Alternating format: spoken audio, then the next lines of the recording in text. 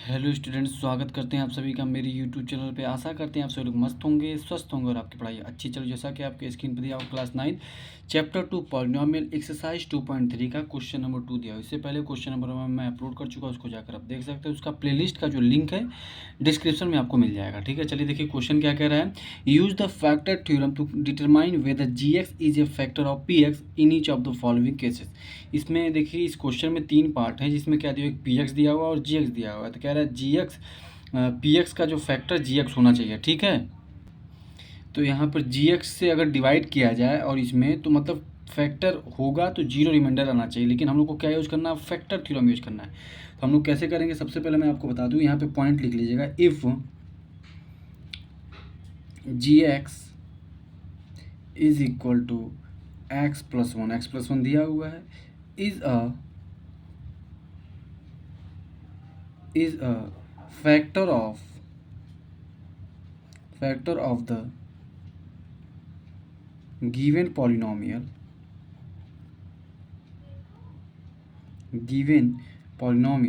P X. अगर ये G X इसका फैक्टर होगा पी एक्स का, तो हम कह सकते हैं देन यहाँ पर x प्लस 1 है, इसको जीरो इक्वल टू लिखेंगे तो x को क्या आ जाएगी, -1 आ जाएगी। इसका मतलब p माइनस 1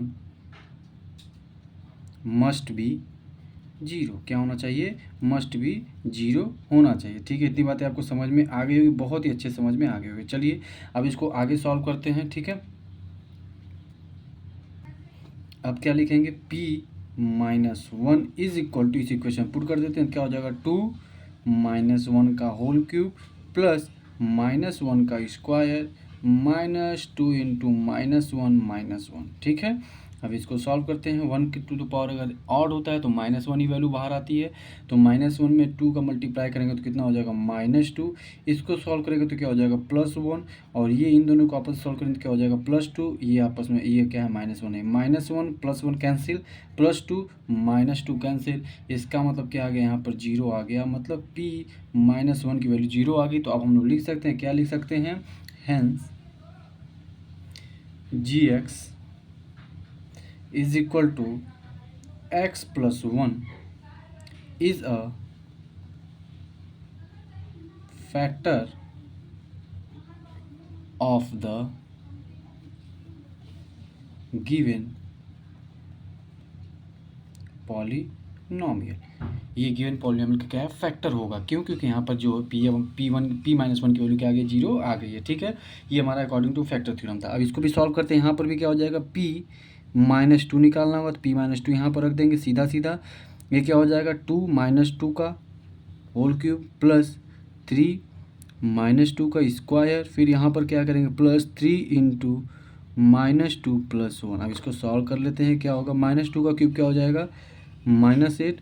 ये क्या हो जाएगा, -2 का स्क्वायर क्या होता है, +4 हो जाएगा। प्लस करेंगे, मल्टीप्लाई करेंगे तो कितना हो जाएगा, 12 हो जाएगा। ठीक है, फिर 3 में इसका मल्टीप्लाई कितना हो जाएगा, -6। और ये हमारे पास +1 है ऑलरेडी। ठीक है, तो अगर आप ध्यान से देखेंगे तो इसकी वैल्यू क्या आ जाएगी,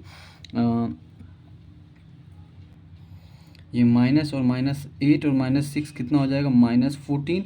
और ये 12 प्लस है और ये तो क्या हो जाएगा, +13। इसको सॉल्व करेंगे तो कितनी वैल्यू आ जा रही है, -1 आ जा रहा है। मतलब p -2 की वैल्यू कितनी आ जा रही है, -2 आ जाएगी, ना कि जीरो आ रही है। इसीलिए हम लोग क्या लिखेंगे, देयरफॉर यहाँ पर लिखेंगे as p -2 is not equal to zero, hence G X is equal to x plus 2 is not a factor of the given polynomials. उम्मीद करते हैं बात आपको समझ में आ गई। अब हम लोग आ जाते हैं थर्ड पार्ट पे। थर्ड पार्ट भी ऐसे ही सेम करना है। आइए देखते हैं क्या लिखा है थर्ड पार्ट में। इस क्वेश्चन 2 का थर्ड पार्ट दिया हुआ है, G X is equal to P X is equal to X cube -4x² plus X और +6 कॉमा जी एक्स क्या दिया हुआ है, जी एक्स दिया हुआ है x -3 दिया हुआ है। ठीक है, जी एक्स क्या दिया, x -3। तो यहाँ पर हमको क्या निकालना होगा, x -3 की वैल्यू कितनी है, यहाँ से निकाल लीजिए। x -3 की जीरो लिख लीजिए तो x की वैल्यू क्या आ जाएगी, 3। तो अब यहाँ पर 3 p3 हमारा कितना आना चाहिए, जीरो आना चाहिए। देखते हैं तो P3 is equal to 3 to the power 3 minus 4 into 3 to the power 2 plus 3 और प्लस 6। इसको सॉल्व करते हैं, कितना हो जाएगा, 3 3 जा 9 27।